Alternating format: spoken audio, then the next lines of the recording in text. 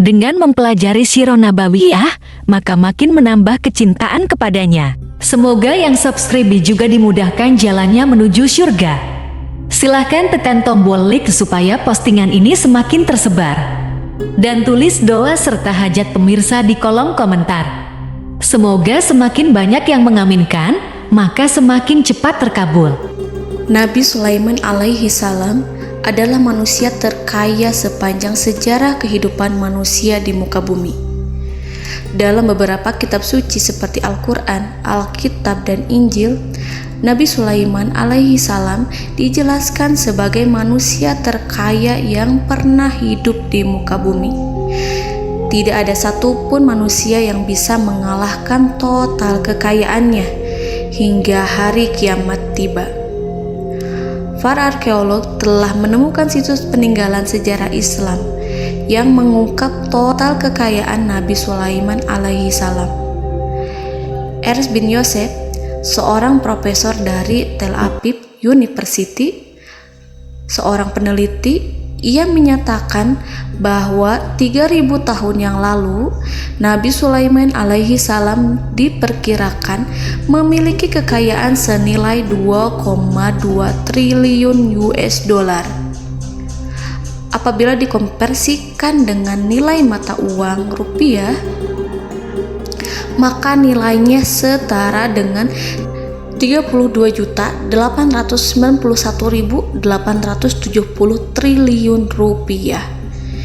Nilai itu berkali-kali lipat lebih banyak dari total kekayaan negara Indonesia yang hanya mencapai 11.454 triliun per 30 Desember 2021. Nabi Sulaiman alaihi salam memiliki beberapa mukjizat. Di antaranya adalah dapat berbicara dengan bahasa binatang. Beliau dapat memerintah mereka untuk melakukan sesuatu. Beliau juga dapat mengendalikan besar kecilnya tekanan angin dan dapat mengatur ke arah mana angin akan berhembus. Sehingga dengan itu Nabi Sulaiman dapat memanfaatkan angin sebagai kendaraannya dan juga kendaraan tentaranya. Nabi Sulaiman juga bisa melunakkan besi dan membentuknya menjadi pakaian perang yang anti tusukan senjata tajam. Nabi Sulaiman juga memimpin para jin. Mereka tunduk dan patuh pada perintah Nabi Sulaiman alaihi salam. Tidak hanya setan, iblis laknatullah yang merupakan makhluk pembangkang dapat dibuat tunduk bertekuk lutut pada perintah-perintah Nabi Sulaiman. Nabi Sulaiman bisa melakukan teleportasi, yaitu berpindah dari suatu tempat ke tempat yang lain dalam waktu singkat. Peristiwa itu dibuktikan dengan pemindahan singgasana Ratu Balqis atas perintah Nabi Sulaiman. Nabi Sulaiman dikenal sebagai raja yang adil dan bijaksana. Nabi Sulaiman diberkahi kecerdasan yang luar biasa untuk menyatupadukan segenap kekuatan yang Allah berikan kepadanya. Ia mengelola dan membawa kerajaannya menjadi kekuatan raksasa yang tak terkalahkan di masanya dengan segenap kemampuan yang dimilikinya. Tentara Nabi Sulaiman adalah tentara terkuat di bumi tanpa ada yang menandingi. Pertanyaan mendasar yang muncul kali ini adalah dari mana sumber kekayaan dan kekuatan Nabi Sulaiman alaihi salam? Untuk mendapat jawaban dari pertanyaan itu, simak video ini sampai akhir. Sebelum itu, mari bantu channel ini terus berkembang dengan cara subscribe dan nyalakan tanda loncengnya. Berikan komentar yang positif dan berikan like serta share video ini. Bismillahirrahmanirrahim. Sungguh kami benar-benar telah menganugerahkan ilmu kepada Daud dan Sulaiman. Keduanya berkata, segala puji bagi Allah yang melebihkan kami dari kebanyakan hamba-hambanya yang mukmin. Sulaiman telah mewarisi Daud dan dia berkata, wahai manusia, kami telah diajari untuk memahami bahasa burung dan kami dianugerahi segala sesuatu. Sesungguhnya, semua ini benar-benar karunia yang nyata. Quran Surat An-Naml ayat 15-16. Saudara-saudaraku yang dirahmati Allah, pada ayat di atas disebutkan bahwa Sulaiman telah mewarisi Daud. Nabi Sulaiman mewarisi Nabi Daud dalam sisi kenabian dan kekuasaan, bukan mewarisi harta, karena para nabi tidak mewariskan harta. Sebab sepeninggalan mereka, harta para nabi menjadi sedekah bagi orang-orang yang ada di sekitarnya, yaitu orang-orang fakir dan orang-orang yang membutuhkan. Dan harta para nabi tidak dikhususkan bagi kalangan keluarganya. Rasulullah Shallallahu Alaihi Wasallam bersabda, "Kami para nabi tidak mewariskan." Nabi Sulaiman mewarisi kenabian dari Nabi Daud. Ini adalah hal yang jelas. Allah telah memilihnya sebagai nabi dari Bani Israel. Begitu juga Allah telah memberinya kekuasaan kerajaan sehingga ia menjadi pemimpin Bani Israel. Barangkali sesuatu yang paling penting yang diwarisi oleh Nabi Sulaiman dari Nabi Daud adalah tradisi militer. Kemajuan militer yang dahsyat telah berpindah kepada Nabi Sulaiman.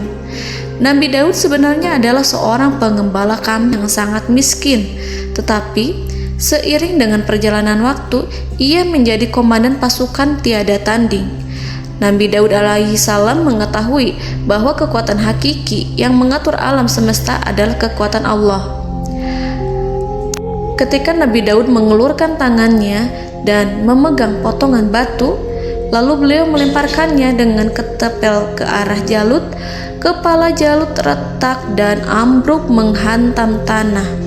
Ini sebagai bentuk demonstrasi kekuatan darinya. Kehadiran Nabi Daud mengubah pasukan Bani Israel, di mana mereka sebelumnya lari jika berhadapan dengan musuh. Maka kini keberadaan mereka mulai diperhitungkan di masa hidupnya. Nabi Daud mengalami peperangan yang sangat banyak, tapi Al-Quran tidak menceritakan secara terperinci. Hal itu dikarenakan karena Al-Quran adalah kitab dakwah di jalan Allah, bukan kitab sejarah. Al-Quran hanya menceritakan di dalam Al-Quran surat Shad ayat 20, "Dan kami kuatkan kerajaannya, kerajaan Daud."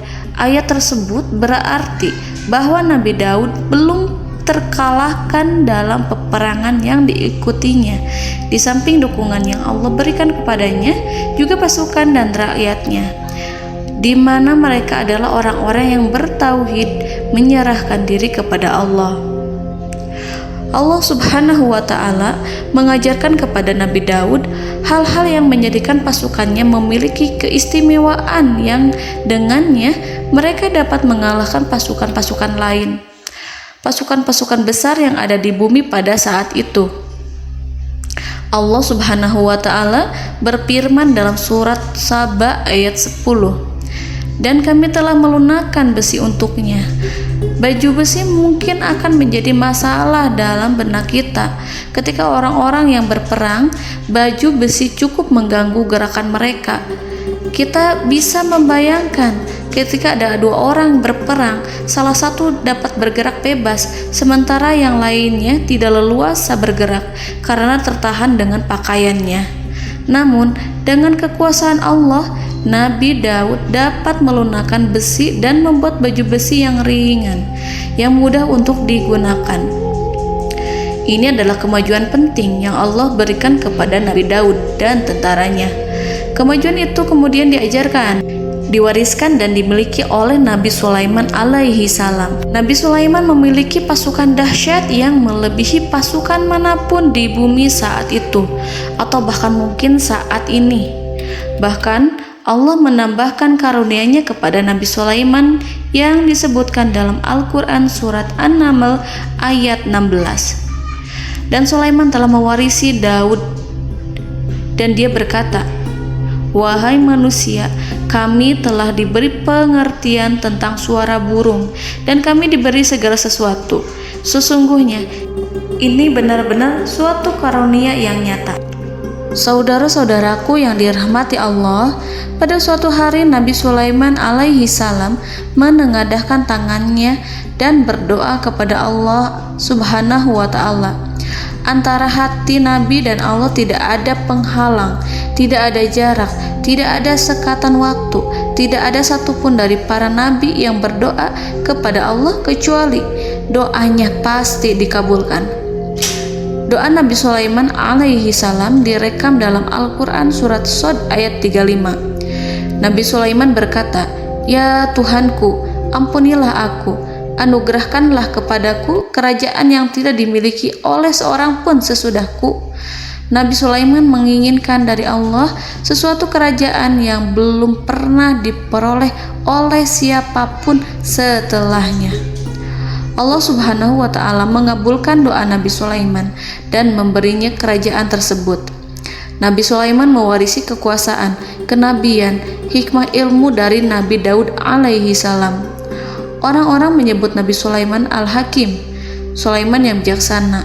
Kebijaksanaannya tidak terbatas pada keadilan di tengah-tengah manusia dan juga kasih sayangnya kepada mereka. Namun, kebijaksanaan Nabi Sulaiman juga berlaku di kalangan burung dan binatang lainnya. Nabi Daud juga mengenal bahasa burung, tetapi Nabi Sulaiman dapat berbicara dengan bahasa burung. Bahkan, ia dapat menggantikannya sebagai pembantunya ketika Nabi Daud bertasbih di gunung-gunung. Dan burung-burung serta binatang-binatang buas ikut bertasbih bersamanya. Bahkan angin pun berhenti untuk mendengarkan tasbih itu. Sedangkan Nabi Sulaiman, Allah Subhanahu wa Ta'ala memberinya karunia lebih dari itu, di mana binatang-binatang buas tunduk padanya. Begitu juga angin dan burung. Saudara-saudaraku yang dirahmati Allah, Nabi Sulaiman alaihi salam mampu mendengarkan bisikan semut yang berbicara kepada sesama mereka. Bahkan, ia mampu memerintahkan semut tersebut sehingga semut itu menjadi taat pada perintahnya. Pasukan Nabi Sulaiman memiliki kekuatan yang sangat dahsyat. Belum pernah ada di dunia ini satu pasukan pun yang memiliki kekuatan seperti itu. Kekuatan Nabi Sulaiman berasal dari beberapa kombinasi yang sangat mengagumkan, sehingga karenanya ia tidak dapat tertandingi. Kekuatan itu terdiri dari manusia, binatang-binatang, jin, dan lain sebagainya. Kita mengetahui bahwa jin adalah makhluk Allah dan manusia tidak mampu melihatnya atau menghadirkannya atau meminta pertolongan kepadanya. Sedangkan Nabi Sulaiman telah diberi Allah suatu kemampuan untuk menundukkan jin, mempekerjakan mereka sebagai tentara di tengah-tengah peperangan. Bahkan ia mampu menjadikan mereka sebagai pekerja-pekerja kasar di kerajaannya saat tidak ada peperangan. Oleh sebab itu, ketika ada pasukan lain yang mencoba melawan pasukan Nabi Sulaiman, mustahil mereka akan mendapatkan kemenangan. Bahkan pasukan Nabi Sulaiman diperkuat oleh pasukan burung.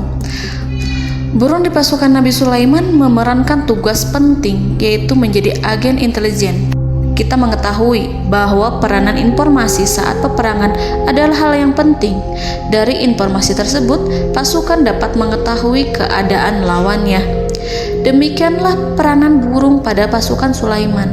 Ia terbang di tengah-tengah musuh. Kemudian, ia kembali kepada Nabi Sulaiman untuk menyampaikan berita tentang keadaan lawannya. Di samping jin dan burung, Allah juga menundukkan angin untuk Nabi Sulaiman. Nabi Sulaiman dapat memerintahkan angin dan ia mampu untuk menaiki angin tersebut.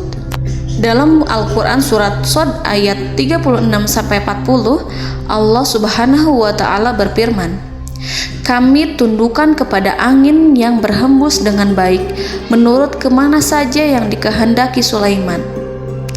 Dan kami tundukkan pula kepadanya setan-setan, semuanya ahli bangunan dan penyelam, dan setan yang lain yang terikat dalam belenggu. Inilah anugerah kami, maka berikanlah kepada orang lain atau tahanlah untuk dirimu tanpa perhitungan, dan sesungguhnya dia mempunyai kedudukan yang dekat pada sisi kami dan tempat kembali yang baik." Saudara-saudaraku yang dirahmati Allah, Allah Subhanahu wa Ta'ala juga memberikan kemampuan yang tak seorang pun dari para nabi mendapatkannya, yaitu kemampuan untuk memerintah setan. Setan adalah salah satu bagian dari jin. Ia adalah kelompok yang celaka dari bangsa jin. Kelompok ini sebenarnya tidak mampu dikuasai oleh manusia, bahkan jin yang soleh tidak dapat mengatur setan. Adapun Nabi Sulaiman, Allah telah memberinya kekuasaan untuk menundukkan setan dan mempekerjakannya, bahkan mengikatnya dengan rantai serta menghukumnya jika ia menentang pada perintahnya. Setan membangun untuk Sulaiman istana-istana, patung-patung dan alat-alat perang. Bahkan setan-setan itu menyelam ke dasar lautan untuk mengeluarkan permata dan yakut untuk Sulaiman. Jika di antara setan yang menentang perintahnya, maka Nabi Sulaiman alaihi salam mengikatnya dengan rantai. Ini semua menunjukkan kekayaan Nabi Sulaiman dan kekuasaannya, di mana ia mampu mengatur banyak makhluk di bumi ini. Tentu saja, kemampuan itu semua adalah atas izin dari Allah Subhanahu wa Ta'ala sebagai mukjizat darinya. Allah Subhanahu wa Ta'ala berfirman dalam Al-Quran surat Saba ayat 12, dan sebagian dari jin adalah yang bekerja di hadapannya di bawah kekuasaannya dengan izin Tuhannya, dan siapa yang menyimpang di antara mereka dari perintah kami, maka kami rasakan kepadanya azab neraka yang apinya menyala-nyala. Para jin itu membuat untuk Sulaiman apa yang dikehendakinya, dari gedung-gedung yang tinggi, patung-patung, dan piring-piring yang besarnya seperti kolam, atau periuk yang tetap berada di atas tungku. Saudara-saudaraku yang dirahmati Allah, Nabi Sulaiman yang bijaksana adalah penguasa yang tak tertandingi di muka bumi. Meskipun memperoleh nikmat-nikmat khusus yang agung itu yang Allah berikan kepada Sulaiman, beliau tetap menunjukkan dirinya sebagai manusia yang paling banyak berzikir kepada Allah dan manusia yang paling banyak bersyukur di zamannya. Saudara-saudaraku yang dirahmati Allah, sebagaimana Allah Subhanahu wa Ta'ala memberikan nikmat kepada ayahnya Nabi Daud alaihi salam, di mana ia mampu melunakkan besi dan Allah mengajarinya bagaimana cara mencairkan besi, maka Nabi Sulaiman alaihi salam dapat memanfaatkan tembaga yang cair untuk peperangan. Dan juga di saat perdamaian, pada saat peperangan, beliau mencampur tembaga dengan besi dan menjadikannya perunggu. Mereka menggunakan senjata-senjata perunggu dalam peperangan seperti pedang, baju besi, dan juga pisau. Senjata-senjata ini adalah senjata yang paling kuat pada saat itu. Sedangkan di saat damai, tembaga digunakan untuk membuat bangunan, perhiasan, dan sebagainya. Meskipun Nabi Sulaiman mendapatkan nikmat yang besar dan karunia yang khusus, Allah Subhanahu wa Ta'ala mengujinya dengan suatu ujian yang dahsyat. Ujian yang akan selalu datang kepada seorang hamba yang soleh. Ketika hamba itu mendapatkan kedudukan besar, maka ujiannya pun menjadi besar. Allah Subhanahu wa Ta'ala menguji Nabi Sulaiman dengan penyakit. Diceritakan oleh Fahru Roji, Nabi Sulaiman diuji dengan suatu penyakit yang keras, di mana kedokteran saat itu tidak dapat dan tidak mampu mengatasinya. Sakitnya Nabi Sulaiman sangat keras sehingga para dokter dari kalangan manusia ataupun jin tidak mampu menghilangkan penyakit itu. Lalu burung-burung menghadirkan rumput-rumput yang dianggapnya sebagai obat, tetapi Nabi Sulaiman tak kunjung sembuh. Semakin hari penyakit Nabi Sulaiman semakin menjadi-jadi, sehingga ketika Nabi Sulaiman duduk di atas kursi, ia duduk bagaikan tubuh tanpa roh. Seakan-akan ia mati karena saking kerasnya penyakit yang dideritanya. Sakit yang diderita oleh Nabi Sulaiman alaihi salam berlangsung sangat lama. Namun Nabi Sulaiman tidak henti-hentinya berzikir. Ia meminta kesembuhan kepada Allah serta beristighfar pada Allah dan mengungkapkan rasa cinta kepadanya. Selesailah ujian Allah terhadap hambanya Nabi Sulaiman. Beliau pun sembuh. Nabi Sulaiman merasakan kembali kesehatannya setelah ia mengetahui segala kejayaan dan segala kekuasaan serta segala kebesarannya tidak lagi mampu menghilangkan penyakit yang dideritanya kecuali jika Allah menghendaki. Saudara-saudaraku yang dirahmati Allah, Nabi Sulaiman telah membangun tempat ibadah, tempat sujud, sehingga manusia menyembah Allah di dalamnya. Orang-orang yang membangunnya berjumlah puluhan ribu orang. Tentu setiap kelompok dari mereka memiliki pekerjaan masing-masing. Di antara mereka ada yang mencairkan tembaga, di antara mereka ada yang tukang pahat, ada yang tukang ukir, ada yang membelah batu, ada yang memotong kayu, ada yang mendatangkan rumput-rumput dari Libanon, ada yang mendatangkan emas dan menjadikannya lempengan-lempengan yang mengkilat untuk menutupi kayu, serta untuk melapisi dinding-dinding. Bahkan golongan jin pun membantu membangun tempat tersebut, tentu dengan perintah dan bimbingan Nabi Sulaiman. Mereka membuat patung-patung yang besar, membuat bejana yang besar untuk tempat makan para tentara dan pekerja, yaitu bejana seperti gunung. Karena saking berat dan besarnya, mereka juga membuat tempat-tempat minum yang besarnya seperti kolam. Nabi Sulaiman mengawasi para pekerjanya dan juga mengurusi masyarakatnya, di mana beliau mengenali problem mereka dan berusaha memecahkannya. Beliau juga mengawasi pasukan dari kalangan binatang dan burung. Beliau mengetahui apabila ada satu di antara mereka yang tidak datang, kemana ia pergi serta mengapa ia pergi. Nabi Sulaiman menguasai pengetahuan itu semua. Nabi Sulaiman bukan hanya mengetahui problem tentara-tentaranya dari kalangan manusia ataupun tentaranya dari kalangan burung, namun ia juga menunjukkan kasih sayang terhadap semut, di mana beliau mendengar bisikannya dan tidak suka untuk menginjaknya. Nabi Sulaiman selalu menundukkan kepalanya ke bumi sebagai bentuk rasa rendah diri dan syukur kepada Allah.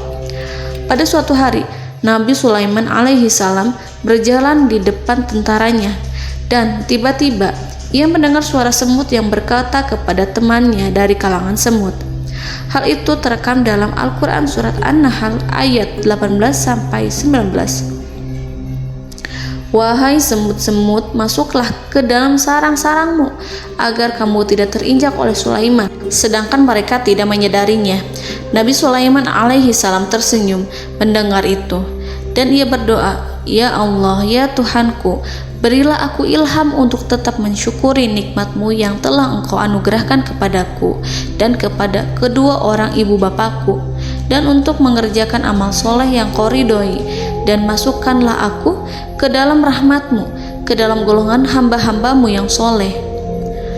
Saudara-saudaraku yang dirahmati Allah, meskipun Nabi Sulaiman mendapatkan kekuasaan dan memiliki tentara yang besar, namun beliau menunjukkan kasih sayang terhadap bangsa semut. Beliau mendengarkan bisikannya dan melihat semut yang ada di depannya. Oleh karena itu, tak mungkin baginya untuk menginjak golongan semut itu.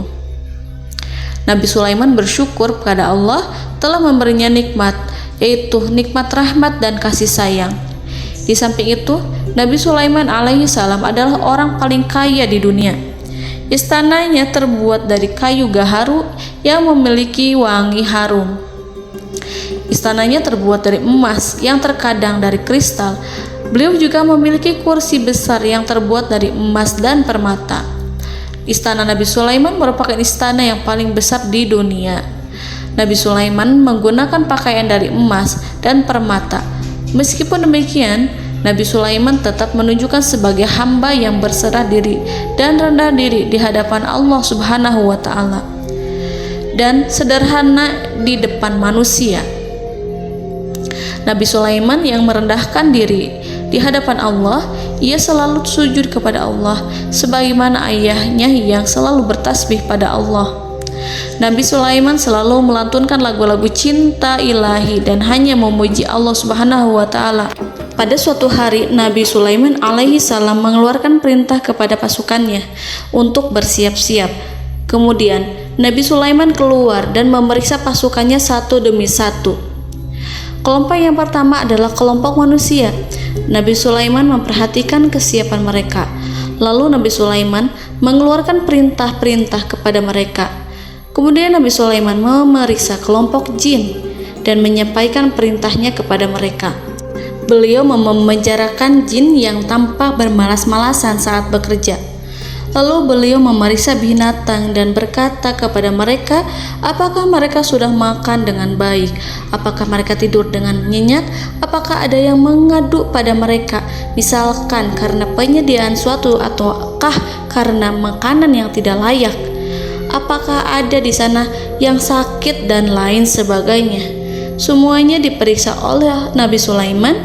Ketika Nabi Sulaiman merasa puas dengan semuanya, Nabi Sulaiman memasuki tenda tempat berkumpulnya para burung. Nabi Sulaiman alaihissalam kemudian memasuki tenda tersebut, mengamati keadaan di sekitarnya, sehingga beliau mengetahui bahwa ada satu burung yang tidak hadir, yaitu burung hudhud. Nabi Sulaiman berkata yang diabadikan dalam Quran surat An-Naml ayat 20. Mengapa aku tidak melihat burung hudhud? Burung-burung yang lain tampak terdiam sebagai penghormatan, dan mereka mendengarkan apa yang akan dikatakan pemimpin mereka. Nabi Sulaiman mengarahkan pandangannya pada semua burung dan tidak menemukan burung hudhud di antara mereka. Tak seekor burung pun yang mengetahui keberadaannya. Burung hudhud absen pada apel wajib kali ini. Nabi Sulaiman mulai menampakkan kemarahannya. Tiba-tiba, seekor burung kecil memberanikan diri untuk berkata kepada Nabi Sulaiman, "Wahai Nabi yang mulia, seharusnya hudhud ada bersamaku kemarin untuk melaksanakan tugas penyelidikan. Ia adalah pemimpin misi, namun burung hudhud belum datang. Oleh karena itu aku tidak pergi bersamanya." Burung itu tampak gemetar. Nabi Sulaiman mengetahui bahwa hudhud tidak hadir dan tak seorang pun mengetahui kemana ia pergi. Burung hudhud pergi tanpa izin terlebih dahulu. Dalam keadaan marah, Nabi Sulaiman berkata, "Sungguh aku benar-benar akan mengazabnya dengan azab yang sangat keras atau benar-benar menyembelihnya, kecuali jika ia benar-benar datang kepadaku dengan alasan yang jelas." Kawanan burung-burung yang mengetahui bahwa Nabi Sulaiman sedang marah dan telah menetapkan untuk menyiksa burung hudhud atau menyembelihnya atau justru memaafkannya dengan syarat ia datang dengan membawa alasan yang dapat menyelamatkannya, atau dengan kata lain, burung hudhud dapat memastikan bahwa ia melaksanakan tugas yang penting. Nabi Sulaiman menunjukkan kemarahan yang besar sehingga siapapun akan merasa takut kepada Nabi Sulaiman yang marah. Seekor burung tampak gemetar, ketakutan melihat kemarahan Nabi Sulaiman. Lalu beliau mengulurkan tangannya ke burung itu dan memegang-megang kepalanya, sehingga burung itu pun merasa tenang dan rasa takutnya hilang. Nabi Sulaiman kemudian pergi dari tempat burung tersebut. Nabi Sulaiman masih memikirkan keadaan burung hudhud. Seharusnya burung hudhud menjadi bagian penting dari badan intelijen. Apakah ia pergi untuk menyingkap suatu, atau apakah ia pergi hanya untuk bermain-main? Nabi Sulaiman telah memperhatikan dan mengetahui bahwa burung hudhud adalah seekor burung yang cerdik dan juga fasih berbicara. Terkadang Nabi Sulaiman mendapati burung hudhud sedang bermain-main dan menunda-nunda pekerjaannya. Namun ketika Nabi Sulaiman melihatnya, burung hudhud memahami bahwa perbuatannya tidak benar. Oleh karena itu, ia tidak boleh menyampur adukan antara waktu serius dan waktu bermain. Tidak lama setelah itu, burung hudhud tiba di tempat para burung. Burung-burung yang lain berkata kepadanya, "Wahai hudhud, pergilah engkau ke tempat Nabi Sulaiman. Jika ia mengetahui bahwa engkau telah sampai, jiwamu benar-benar terancam." Mendengar itu, burung hudhud segera beranjak. Ia terbang menemui Nabi Sulaiman. Pada waktu itu, Nabi Sulaiman sedang duduk bersama tentaranya yang lain. Burung hudhud berdiri. Ia telah merencanakan untuk memulai pembicaraan dengan Nabi Sulaiman sebelum Nabi Sulaiman bertanya kepadanya kemana dia pergi. Ini sebagai bukti bahwa hudhud telah melaksanakan suatu tugas yang penting. Dalam surat An-Nahl ayat 22, burung hudhud, "Aku telah mengetahui sesuatu yang kamu belum mengetahuinya, dan kubawa kepadamu dari negeri Saba suatu berita penting yang diyakini." Seakan-akan burung hudhud hendak berkata, "Aku adalah hudhud yang miskin, tapi Aku mengetahui apa yang tidak engkau ketahui, dan aku telah datang kepadamu dari kerajaan Saba dengan membawa berita yang sangat penting. Nabi Sulaiman tampak terdiam menunggu Hudhud menyelesaikan kisahnya. Dalam surat An-Naml ayat 23-24, burung Hudhud berkata, "Sesungguhnya aku menjumpai seorang wanita yang memerintah mereka. Dia dianugerahi segala sesuatu serta mempunyai singgasana yang besar. Aku mendapati dia dan kaumnya menyembah matahari selain Allah. Dan setan-setan telah menjadikan mereka memandang indah perbuatan-perbuatan mereka, lalu menghalangi mereka dari jalan Allah, sehingga mereka tidak mendapat petunjuk." Burung Hudhud diam. Nabi Sulaiman merasa bahwa Hudhud menunjukkan kepasihan lisannya. Nabi Sulaiman berkata dalam Quran surat An-Nahl ayat 27 sambil menunjukkan senyum manisnya. Nabi Sulaiman berkata, "Akan kami lihat apakah kamu benar wahai Hudhud, ataukah kamu termasuk orang-orang yang berdusta." Seakan-akan burung Hudhud ingin mengatakan, "Aku tidak berbohong, wahai Nabi yang mulia." Namun diamnya Sulaiman membuat takut sehingga burung Hudhud terdiam. Nabi Sulaiman terdiam karena berpikir, lalu ia memutuskan sesuatu setelah itu. Beliau melihat kepada lainnya dan meminta secari kertas dan pena.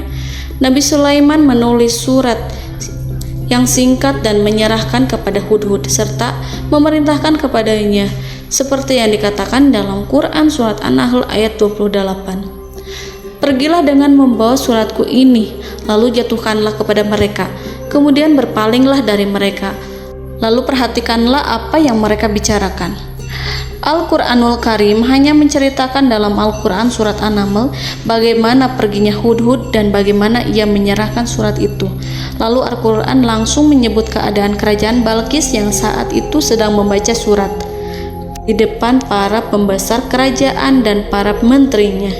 Dalam Quran surat An-Naml ayat 29-31, berkatalah Balqis, "Wahai pembesar-pembesar, sesungguhnya telah dijatuhkan kepadaku sebuah surat yang mulia. Sesungguhnya surat ini dari Sulaiman, dan sesungguhnya isinya dengan menyebut nama Allah yang Maha Pengasih lagi Maha Penyayang, bahwa janganlah kalian berlaku sombong terhadapku dan datanglah kepadaku sebagai orang-orang yang berserah diri." Saudara-saudaraku yang dirahmati Allah, dalam surat tersebut Nabi Sulaiman menyebutkan supaya mereka menyerahkan diri dan tunduk kepada perintah Nabi Sulaiman. Nabi Sulaiman memerintahkan agar mereka meninggalkan penyembahan terhadap matahari. Nabi Sulaiman tidak mempersoalkan akidah mereka dan tidak memuaskan mereka dengan apapun. Nabi Sulaiman hanya memerintahkan bahwa ia berada di atas kebenaran. Bukankah ia didukung kekuatan yang berlandaskan keyakinan yang dimilikinya? Nabi Sulaiman hanya memerintahkan mereka agar tunduk dan patuh kepadanya. Ratu Sabak menyampaikan surat tersebut di tengah-tengah kaumnya. Dalam Quran surat An-Naml ayat 32 dijelaskan, "Dan berkatalah Balqis, wahai para pembesar, berilah aku pertimbangan dalam urusanku ini. Aku tidak pernah memutuskan sesuatu persoalan sebelum kamu berada dalam majelisku." Saudara-saudaraku yang dirahmati Allah, para pembesar istana Balqis menentang surat tersebut. Isi surat itu membangkitkan kesombongan kaum Saba, di mana mereka merasa lebih kuat. Mereka mengetahui bahwa di sana ada seorang yang mencoba menentang mereka dan mengisyaratkan peperangan kepada mereka. Lalu ia meminta kepada mereka untuk memenuhi syarat-syaratnya sebelum terjadinya peperangan dan kekalahan. Dalam surat An-Nahl ayat 33, mereka menjawab, "Kita adalah orang yang memiliki kekuatan dan juga memiliki keberanian yang sangat besar dalam peperangan, dan keputusan berada di tanganmu, wahai ratuku. Maka pertimbangkanlah apa yang akan kamu perintahkan." Saudara-saudaraku yang dirahmati Allah, para pembesar kaum Saba seakan ingin berkata, "Kita siap untuk melaksanakan perang." Tampaknya ratu itu memiliki kebijakan yang lebih baik dari pembesar kaumnya. Surat Sulaiman itu membuatnya berpikir lebih jernih dan lebih berhati-hati. Ia berusaha sebisa mungkin menghindari peperangan. ratu itu berpikir dalam tempo yang lama. Nama Sulaiman tidak diketahuinya dan ia pun belum pernah mendengarnya. Oleh karena itu, Ratu kaum Saba tidak mampu mengetahui dan mendeteksi seberapa besar kekuatan Nabi Sulaiman.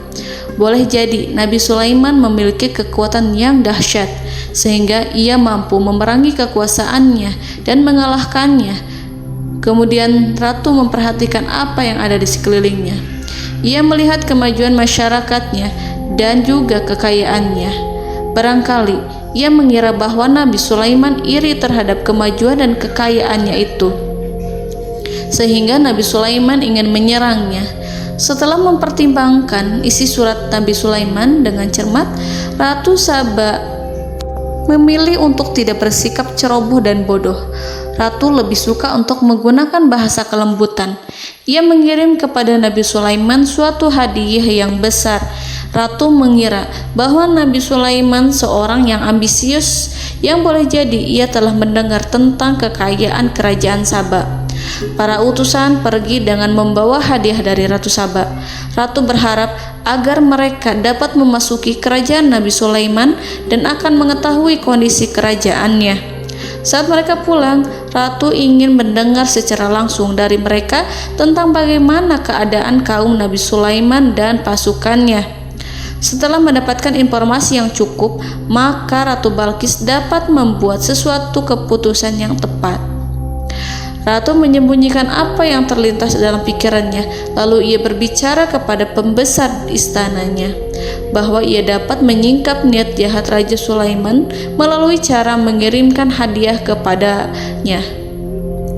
Ratu lebih memilih cara tersebut dan menunggu reaksi dari Nabi Sulaiman. Ratu berhasil memuaskan para pembesar istana, dan untuk sementara ia menghilangkan ide untuk berperang. Karena para raja jika menyerang suatu desa, maka pemimpin desa tersebut adalah orang yang paling banyak mendapatkan kehinaan. Akhirnya, para pembesar kaumnya merasa puas dengan pikiran Ratu Balqis. Saudara-saudaraku yang dirahmati Allah, dalam surat An-Naml ayat 34-35 dijelaskan, Ratu Balqis berkata, "Sesungguhnya raja-raja apabila memasuki suatu negeri, niscaya mereka akan membinasakannya dan menjadikan penduduknya yang mulia menjadi hina. Dan demikian pula lah yang akan mereka perbuat. Dan sesungguhnya aku akan mengirim utusan kepada mereka dengan membawa hadiah, dan aku akan menunggu apa yang akan dibawa kembali oleh utusan itu." Kemudian sampailah hadiah dari Ratu Balqis kepada Nabi Sulaiman. Para intelijen Nabi Sulaiman memberitahunya bahwa utusan Balqis datang dengan membawa hadiah. Nabi Sulaiman langsung mengetahui bahwa Ratu Balqis itu sengaja mengirim orang-orangnya untuk mengetahui atau untuk mendapatkan informasi tentang kekuatannya. Lalu setelah itu ia akan mengambil keputusan atau mengambil sikap kepada kerajaan Sulaiman. Nabi Sulaiman segera memanggil semua pasukannya untuk berkumpul.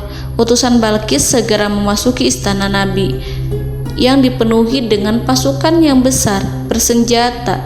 Melihat itu, utusan Ratu Balqis tercengang dan terkejut ketika mereka melihat kekayaan yang mereka bawa tidak ada apa-apanya dibandingkan dengan kerajaan Nabi Sulaiman. Hadiah mereka tampak tidak berarti. Emas yang mereka bawa tampak tidak memiliki makna saat mereka memasuki istana Nabi Sulaiman yang terbuat dari kayu-kayu pohon gaharu yang mengeluarkan bau yang harum serta dihiasi dengan emas permata. Para utusan Ratu Balqis berdiri bersama Nabi Sulaiman dan menyaksikan bagaimana Nabi Sulaiman mengendalikan pasukannya. Kemudian mereka mulai berpikir tentang kekuatan dan kualitas pasukan Nabi Sulaiman. Betapa kagetnya mereka ketika melihat di tengah-tengah pasukan itu terdapat singa, burung, dan tentara dari kalangan manusia yang mampu terbang. Mereka pun sadar bahwa mereka di hadapan pasukan yang tiada tandingannya. Selesailah demonstrasi pasukan Nabi Sulaiman. Kemudian para utusan ratu dipersilahkan maju ke tempat hidangan makanan. Para utusan itu sangat terkejut ketika melihat berbagai macam makanan dari penjuru dunia ada di depannya. dan di antara makanan itu terdapat pula makanan yang biasa ditemukan di negeri mereka. Tetapi mereka melihat bahwa makanan itu memiliki rasa yang lebih istimewa. Selain itu, piring-piring yang ada di depan mereka dan dijadikan tempat makan tersebut terbuat dari emas, dan mereka dilayani oleh laki-laki yang berhias dengan emas. Di meja makan itu terdapat burung, ikan laut, dan berbagai macam daging yang mereka tidak mampu lagi membedakan daging apa itu. Nabi Sulaiman tidak makan bersama mereka, tapi beliau makan dengan menggunakan piring yang terbuat dari kayu. Beliau memakan roti yang kering yang dicampur dengan minyak. Inilah makanan yang dipilih Nabi Sulaiman. Makan bersama mereka dalam keadaan diam, mereka merasa kehadiran Nabi Sulaiman menciptakan suatu wibawa yang luar biasa. Selesai perjamuan itu, lalu dengan sangat malu mereka menyerahkan hadiah dari Ratu Balqis kepada Nabi Sulaiman. Hadiah itu berupa emas yang bagi mereka hadiah itu sangat bernilai tinggi. Tapi di sini hadiah itu tampak kecil di hadapan kekayaan-kekayaan Nabi Sulaiman yang sangat mengagumkan. Nabi Sulaiman memperhatikan hadiah dari Ratu Balqis itu dan berkata dalam Quran surat An-Naml ayat 36. Maka tatkala utusan itu sampai pada Sulaiman, Sulaiman berkata, "Apakah patut kamu menolong aku dengan harta? Maka apa yang diberikan Allah kepadaku lebih baik daripada apa yang diberikannya kepadamu. Tetapi kamu merasa bangga dengan hadiahmu." Saudara-saudaraku, Raja Sulaiman menyingkap dengan kata-katanya yang singkat. Itu penolakannya terhadap hadiah mereka. Ia memberitahu utusan itu bahwa ia tidak menerima hadiah tersebut.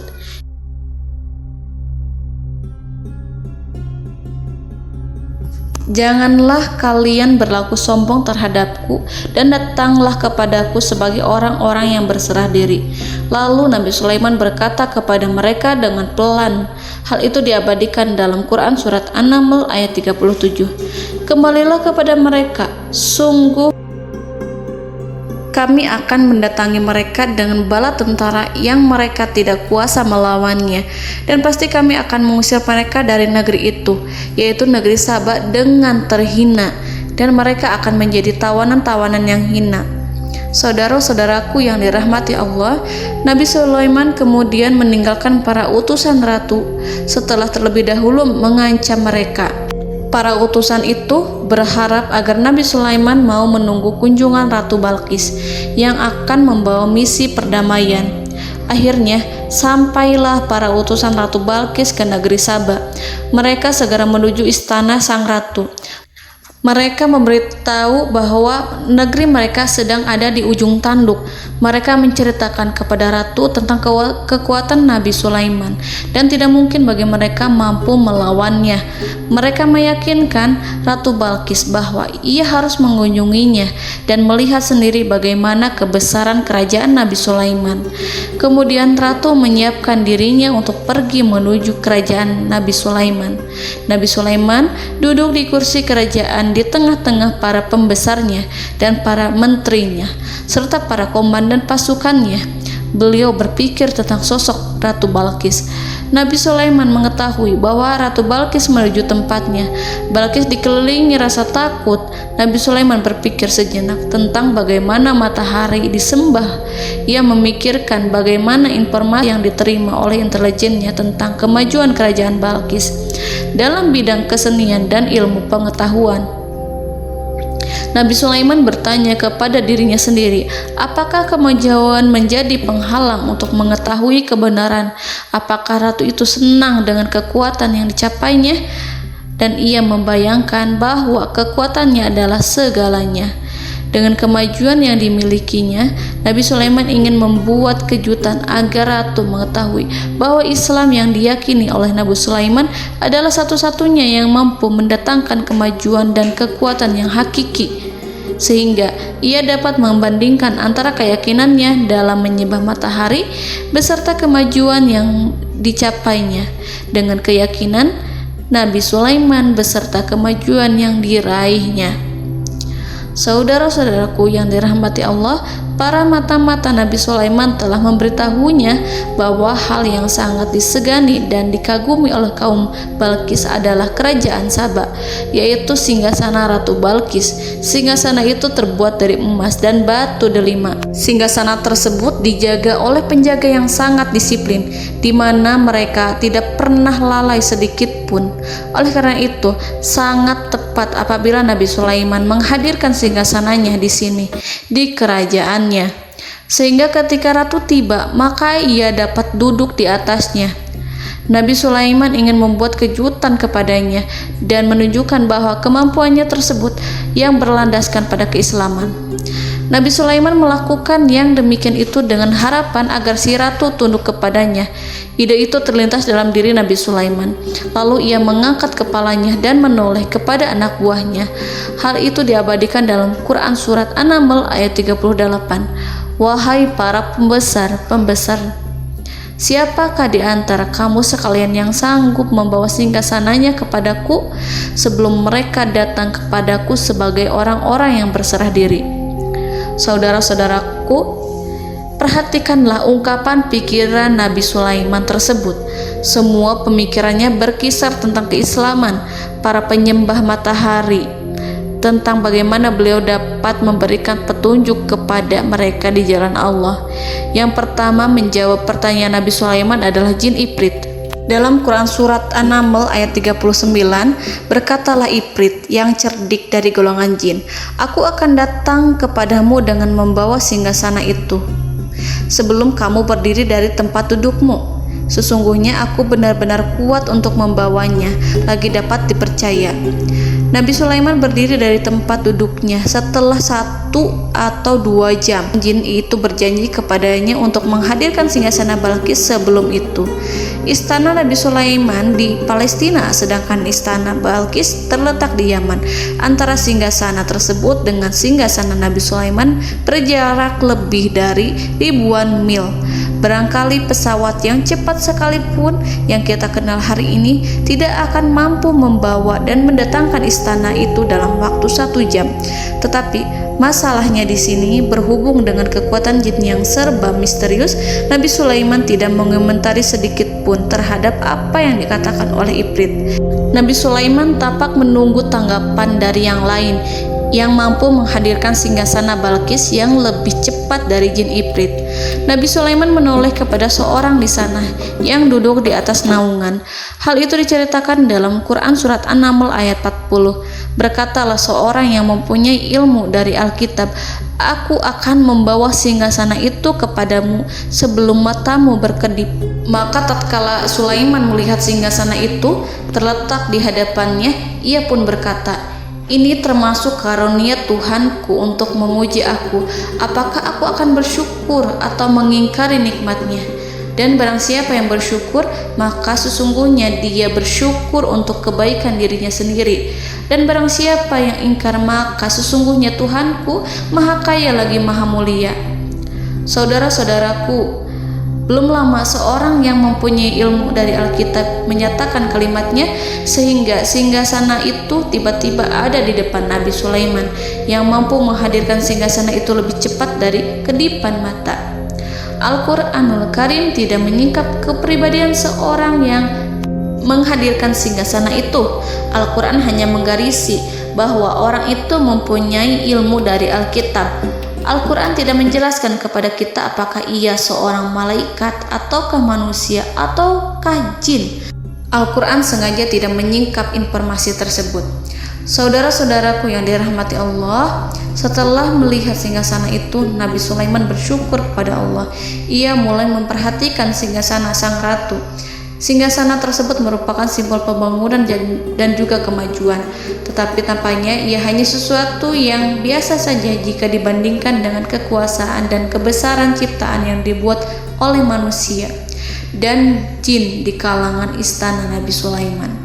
Nabi Sulaiman memikirkan dalam tempo yang lama singgasana Ratu Balkis itu. Kemudian beliau memerintahkan agar singgasana itu diperbaiki, sehingga saat Ratu Balkis datang, Nabi Sulaiman akan mengujinya apakah Ratu Balkis dapat mengenali singgasananya ataukah tidak. Dalam Al-Quran surat An-Naml ayat 41, Nabi Sulaiman berkata, "Ubahlah baginya singgasananya, maka kita akan melihat apakah dia mengenal ataukah dia termasuk orang-orang yang tidak mengenalnya."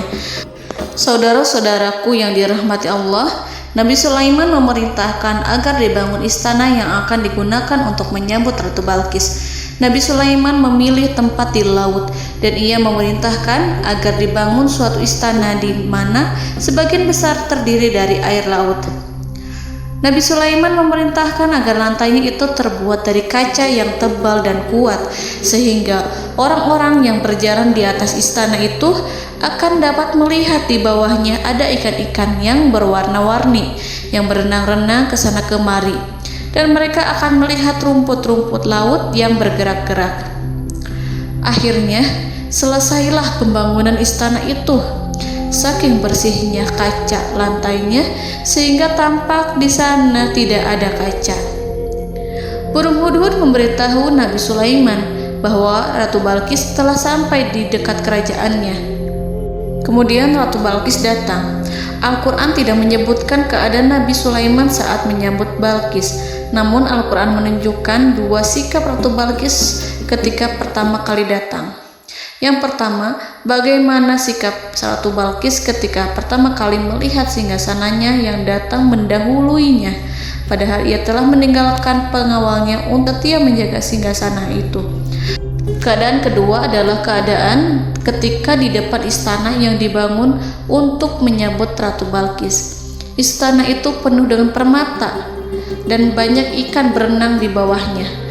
Dalam Quran surat An-Naml ayat 42 dijelaskan, dan ketika Balqis datang, ditanyakanlah kepadanya, "Serupa inikah singgasanamu?" Balqis menjawab, "Seakan-akan singgasana ini adalah singgasanaku. Kami telah diberi pengetahuan sebelumnya dan kami adalah orang-orang yang berserah diri." Saudara-saudaraku, pada dialek di atas, Balqis melihat singgasananya dan ia tercengang saat mengetahui bahwa itu adalah singgasana miliknya. Namun kemudian ia mulai ragu karena melihat tidak sepenuhnya itu singgasana miliknya. Jika itu benar-benar miliknya, lalu bagaimana ia datang mendahuluinya? Dan bila bukan singgasananya, maka bagaimana Sulaiman dapat meniru sepersis dan seteliti itu? Padahal Sulaiman tidak pernah sekalipun ke kerajaannya. Nabi Sulaiman berkata saat melihat Balqis mengamati singgasananya, "Apakah ini singgasanamu?" Balqis terlihat sangat kebingungan, namun setelah itu ia menjawab, "Sepertinya benar." Nabi Sulaiman berkata, "Kami telah diberi ilmu sebelumnya dan kami sebagai orang-orang muslim."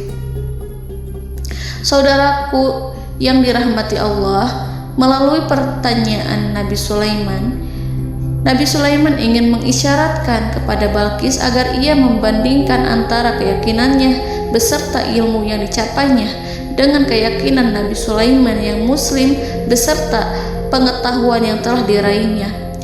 Penyembahan terhadap matahari dan pencapaian ilmu yang dicapai oleh Ratu Balqis tanpa tidak ada apa-apanya dibandingkan dengan ilmu Nabi Sulaiman dan keislamannya. Nabi Sulaiman telah mendahuluinya dalam bidang ilmu karena keislamannya. Karena itu, sangat mudah baginya untuk mengungguli Balqis dalam ilmu-ilmu yang lainnya. Demikianlah yang disyaratkan dalam pertanyaan Nabi Sulaiman kepada Ratu Balqis. Ratu Saba itu mengetahui bahwa ini adalah singgasananya, di mana singgasana itu datang lebih dahulu daripada dirinya. Beberapa bagian darinya telah diubah saat Balqis masih di perjalanan menuju ke tempat Nabi Sulaiman. Ia berpikir kemampuan apa yang dimiliki Nabi Sulaiman. Ratu Balqis tercengang melihat apa yang disaksikannya yang berupa buah dari keimanan Nabi Sulaiman dan hubungannya dengan Allah Subhanahu wa Ta'ala. Sebagaimana Balqis juga tercengang ketika melihat kemajuan di bidang ilmu pembangunan, seni, dan ilmu-ilmu yang lainnya. Maka ia tidak lebih kagum lagi saat melihat hubungan yang kuat antara keislaman Nabi Sulaiman dengan ilmunya, serta kemajuan yang diraihnya. Dalam Al-Quran Surat An-Naml ayat 43 dijelaskan, dan apa yang disembahnya selama ini selain Allah mencegahnya untuk melahirkan keislamannya, karena sesungguhnya ia terdahulu termasuk orang-orang yang kafir. Saudara-saudaraku yang dirahmati Allah, berguncanglah dalam benak Balqis ribuan hal ketika melihat keyakinan kaumnya runtuh di hadapan Nabi Sulaiman. Ia menyadari matahari yang disembahnya hanya merupakan ciptaan Allah, dan Allah lah yang menggerakkannya untuk hamba-hambanya. Lalu terbitlah matahari kebenaran dalam dirinya. Hatinya diterangi oleh cahaya baru yang tidak akan tenggelam seperti tenggelamnya matahari. Masa keislamannya hanya menunggu waktu. Ratu Balqis memilih waktu yang tepat untuk mengumumkan keislamannya. Allah Subhanahu wa Ta'ala berfirman dalam Quran Surat An-Naml ayat 44. Dikatakan kepadanya, masuklah ke dalam istana. Maka tatkala ia melihat lantai istana itu, dikiranya kolam air yang besar dan disingkapnya dua betisnya. Berkatalah Sulaiman, sesungguhnya ia adalah istana licin yang terbuat dari kaca. Berkatalah Balqis, wahai Tuhanku, sesungguhnya aku telah berbuat zalim terhadap diriku, dan aku berserah diri bersama Sulaiman kepada Allah Tuhan semesta alam. Saudara-saudaraku yang dirahmati Allah, dikatakan kepada Balqis, masuklah ke dalam istana. Ketika ia masuk, maka ia tidak menyaksikan adanya kaca, tetapi ia melihat air, sehingga ia mengira akan bersinggungan dengan air.